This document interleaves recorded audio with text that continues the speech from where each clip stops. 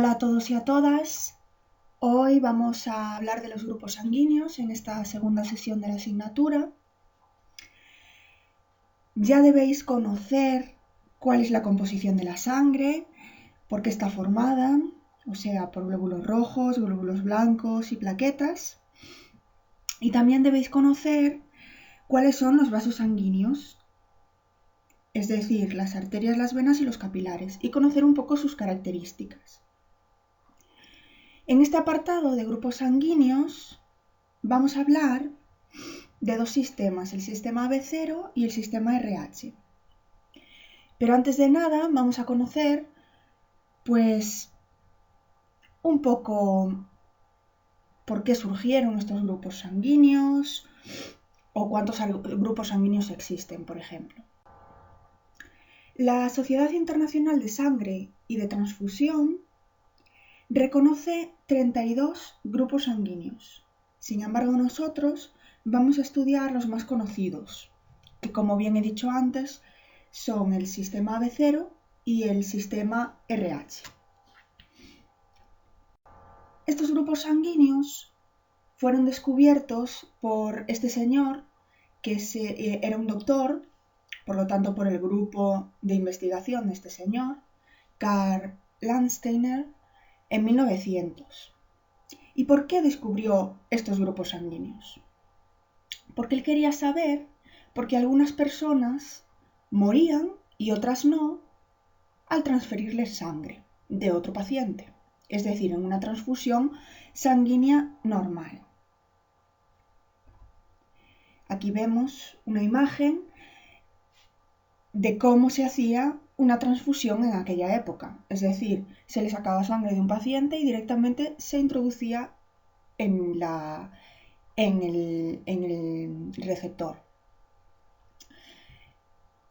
Y él comprobó que algunos pacientes se morían al transfundirle sangre y otros pacientes no. Por lo tanto, vamos allá. Como todos sabemos, la sangre está formada por glóbulos rojos, que ya lo estudiasteis en el vídeo pasado. Estos glóbulos rojos pueden tener diferentes proteínas asociadas a su superficie. Los glóbulos rojos del grupo A tendrán unas proteínas típicas del grupo A. Los del grupo B, otras proteínas diferentes típicos del grupo B. Los del grupo AB tendrán una mezcla de ambas dos proteínas. Y los del grupo 0 se llama 0 porque no tienen ninguna proteína asociada a su superficie. Estas proteínas se les llama antígenos, que están representadas con estas dos figuritas de aquí. Por lo tanto, en el grupo sanguíneo AB0 tenemos dos tipos de antígenos, el antígeno A y el antígeno B, representado con un triángulo verde y con un círculo azul, con caras sonrientes. ¿Y por qué le he puesto caras sonrientes? Porque estos antígenos son los que nos defienden, los que defienden el organismo cuando éste se encuentra con un agente extraño, para el cual estos antígenos crearán unos anticuerpos. Aquí vemos la imagen del antígeno y el anticuerpo que produce cada antígeno. Por lo tanto, el antígeno A producirá el anticuerpo A. De ahí la diferente expresión de la cara. Y el antígeno B creará anticuerpos B. ¿Qué pasará en una transfusión sanguínea con estos anticuerpos y estos antígenos? Pues cuando una persona necesita una transfusión de sangre, los antígenos A crearán anticuerpos contra los antígenos B. Por lo tanto, si una persona con grupo sanguíneo A se le introduce sangre con grupo sanguíneo B, el A, creará anticuerpos contra B para intentar eliminarlos. Lo mismo pasará al contrario. Si el antígeno B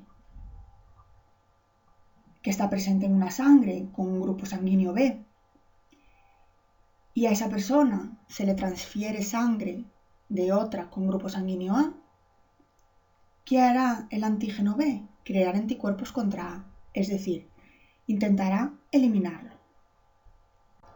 ¿Y qué pasará con una persona que tenga antígeno AB? No pasará nada, porque si se le introduce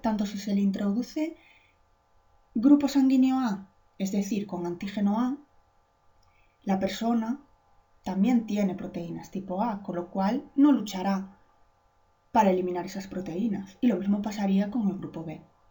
Al tener estas dos proteínas, recibirán a todos por igual. No lucharán en contra de ellos para eliminarlos.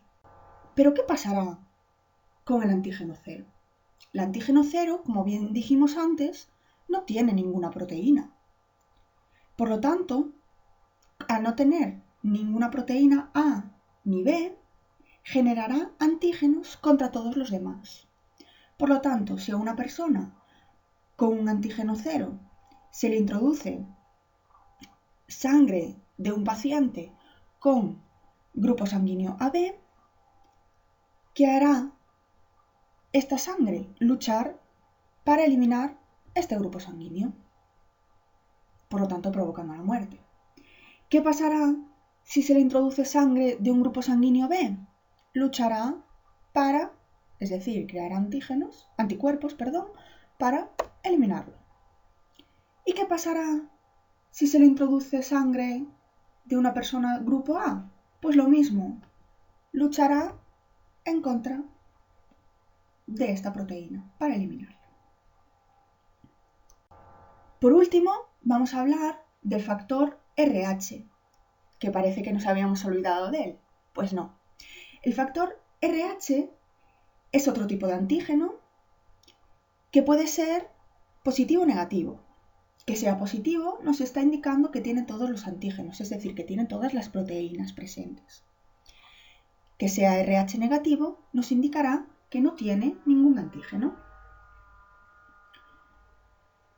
Por lo tanto, los 4 tipos de sangre anteriores, el grupo A, el grupo B, el grupo AB y el grupo 0, podrán ser tanto RH positivos como RH negativos. Por lo tanto, tendremos 8 tipos en total. Durante una transfusión de sangre, una persona con RH positivo podrá aceptar sangre de otra persona que sea tanto positivo como negativo.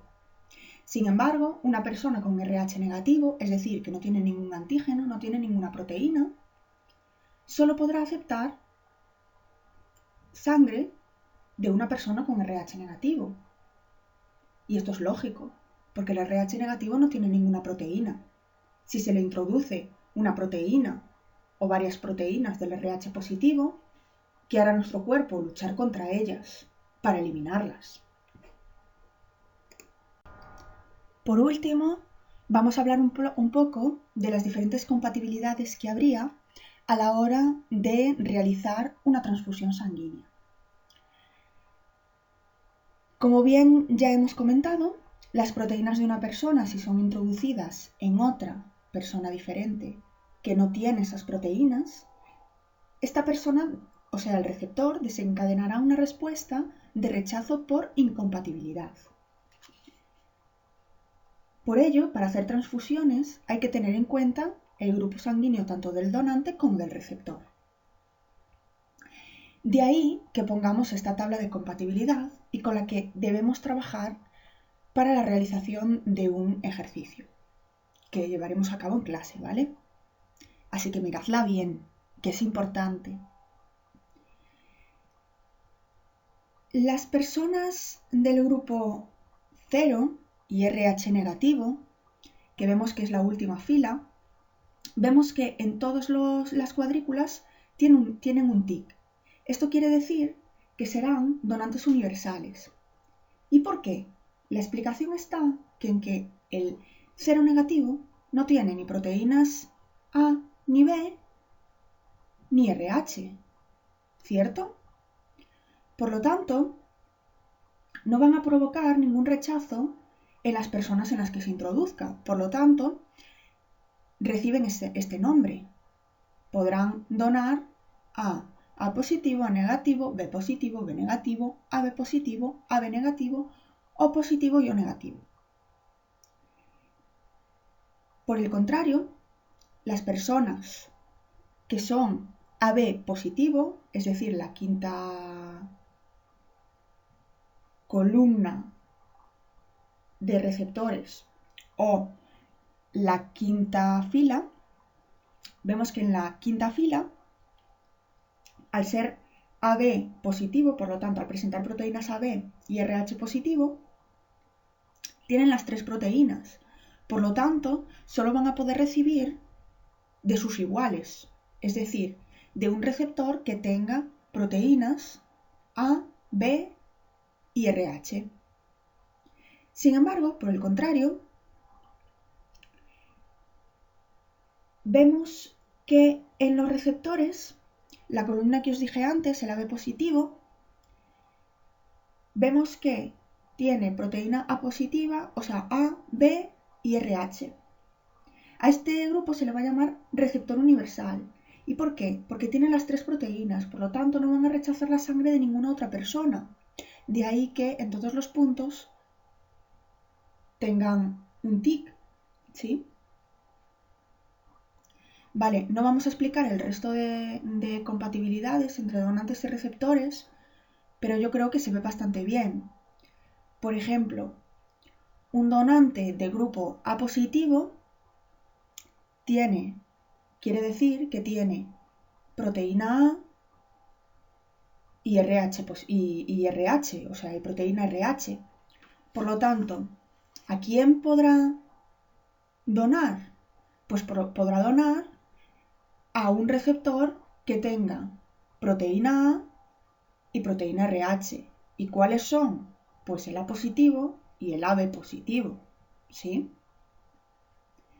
Bueno, al final de este vídeo os dejo unas preguntillas para practicar todo esto de las compatibilidades, ¿vale? Las corregiremos en clase. Venga, mucho ánimo a todos y que paséis buena tarde.